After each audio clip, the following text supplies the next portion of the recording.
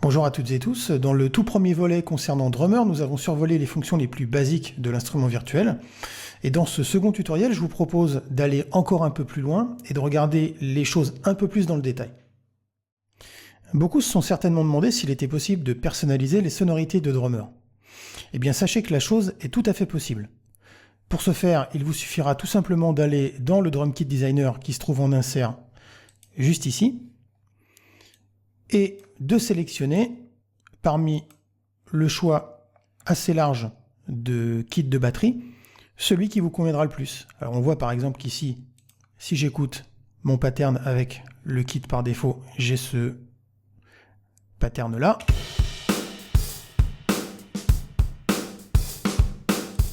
Mais en changeant, je pourrais avoir quelque chose de complètement différent.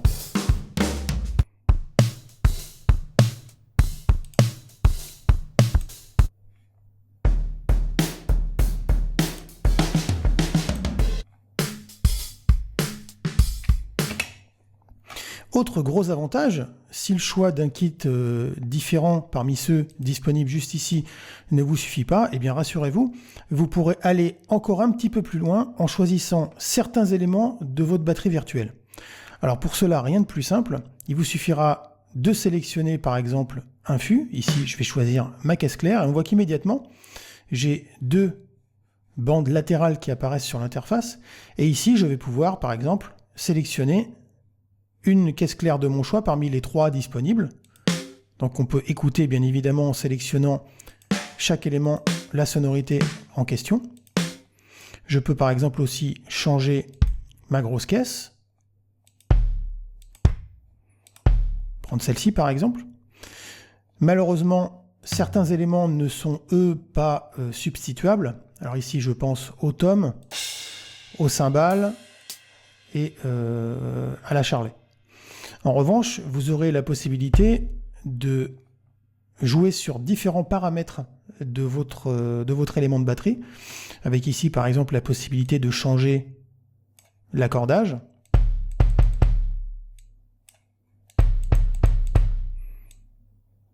mais aussi par exemple changer le gain,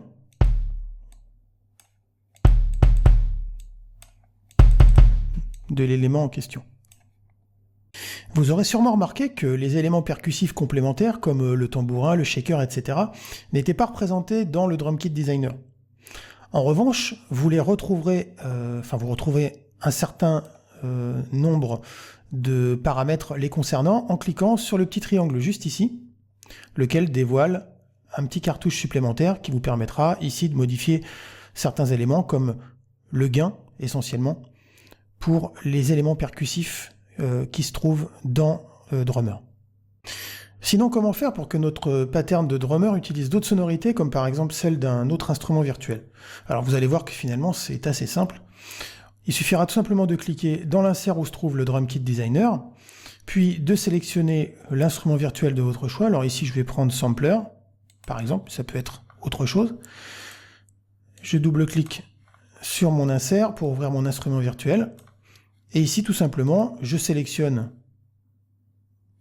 la sonorité de mon choix. Je vais prendre la première qui se présente. Et je vais lancer mon pattern.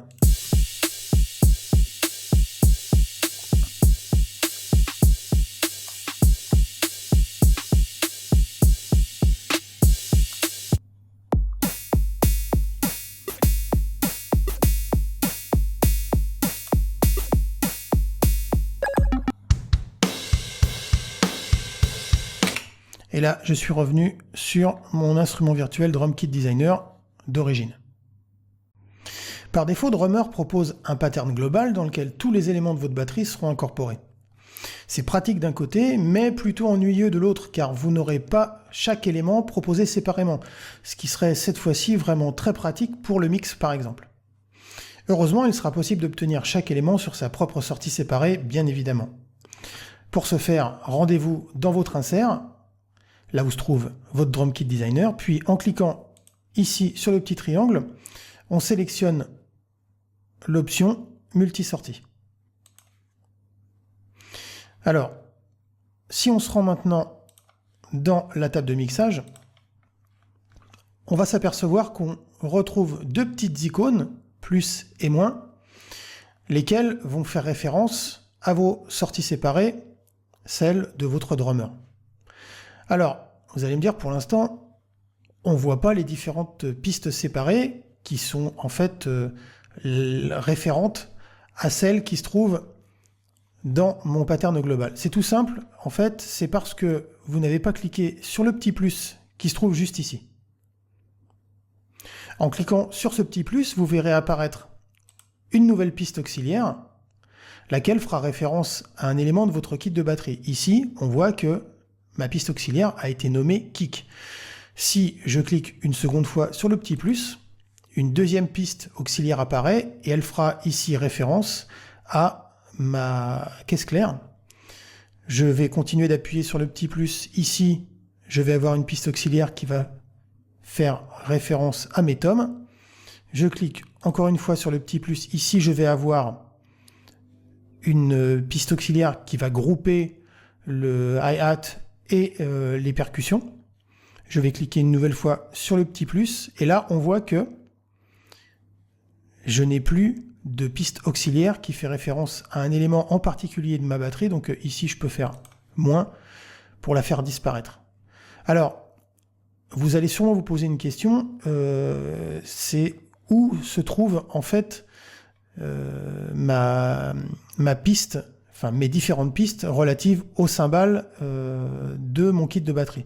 Eh bien, elles sont englobées dans la piste auxiliaire qui a été en fait rebaptisée Smash.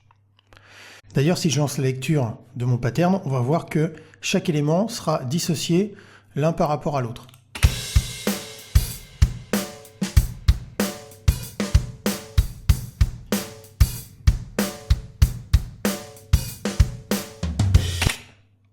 Voilà.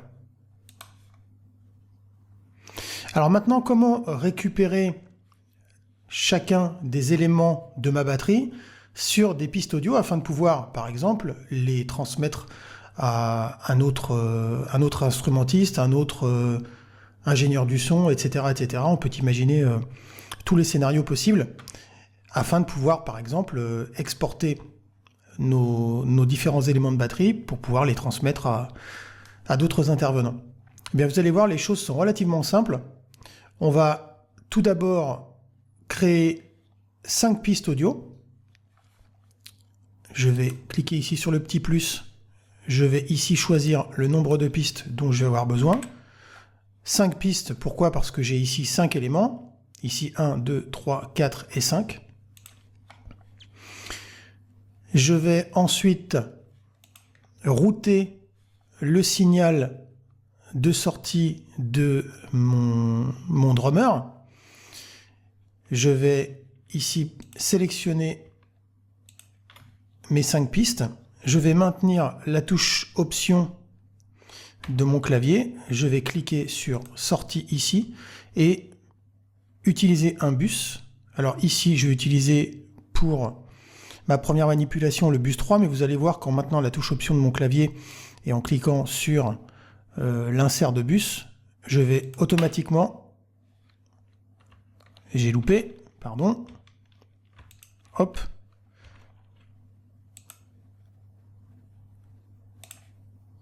voilà, j'ai mes bus qui sont incrémentés 3, 4, 5, 6 et 7.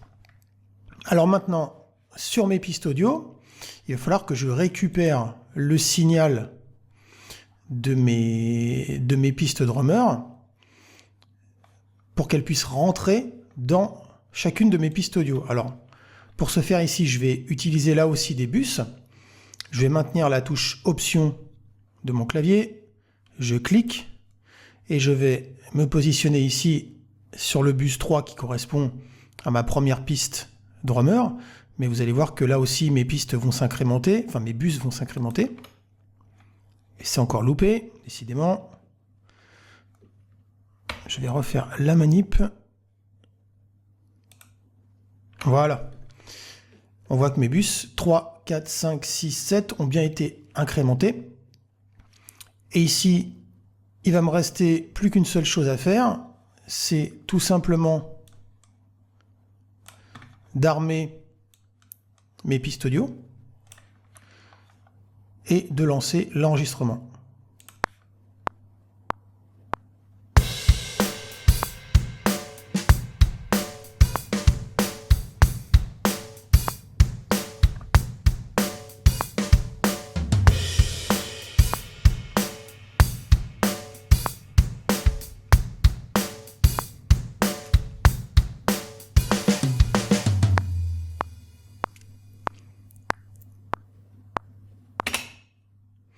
Voilà. Alors, on va s'apercevoir immédiatement que chaque élément de ma batterie drummer ont bien été séparés les uns après les autres. Il suffit tout simplement, pour s'en assurer, de mettre une piste en solo, par exemple. Je vais prendre celle-ci. Ici, on voit que ma caisse claire est bien isolée.